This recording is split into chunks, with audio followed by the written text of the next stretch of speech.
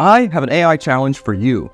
Open up your favorite AI image generator and see if it can recreate this, a book resting on top of a teacup. Should be pretty easy. I have a subscription to Midjourney. I think it's one of the best image generators around right now. It can generate pretty much anything you can think of, anything that you can put into words. Midjourney has gotten so good, it can be hard to tell what's real and what's not. But there is at least one thing it still consistently gets wrong, and no, I'm not talking about hands. Here's what Midjourney creates if I ask for a teacup on top of a book. And here's what happens when I ask for a book on top of a teacup. Nothing changed. In fact, no matter how I phrase this prompt, it only ever gives me teacups on top of books. Why?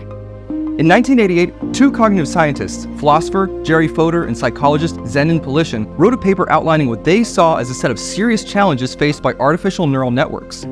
These networks were designed to mimic the way real neurons function in human brains, and ever since the deep learning revolution, they've formed the basis for pretty much everything we think of as AI.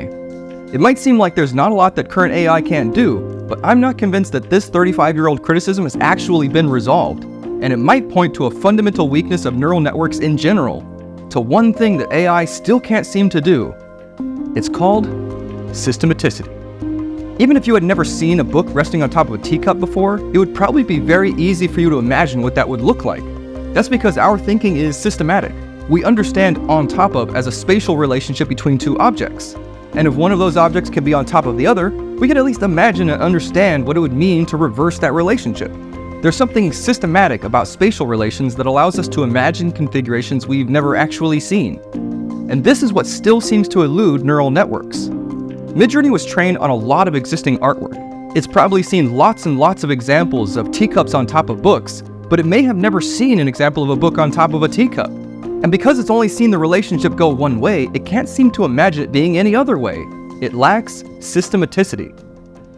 A friend of mine has been investigating this recently. She's tried dozens and dozens of iterations of prompts to try to get different AI image generators to put a book on top of a teacup, but nothing has worked. This is my challenge for you. Find a prompt that can get an AI to draw a book on top of a teacup. We'd be really interested to see what works.